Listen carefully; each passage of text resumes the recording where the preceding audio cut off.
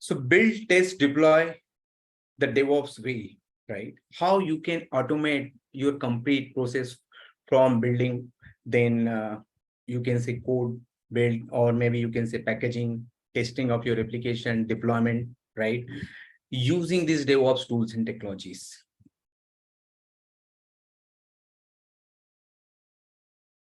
So you can experience the end-to-end process of software delivery using the proven principle of DevOps. So there are many such tools as of now currently industry is using for complete automations for CI/CD, Travis CI, Circle CI, AWS Code Pipeline, GitLab, right? You can also say Kubeflow. Then also you can see Argo CD, and there are many more tools which is getting used for that complete automation from build, test, and deploy. So you need to learn these different tools, right? Jenkins is a much more powerful tool and very common tool as of now.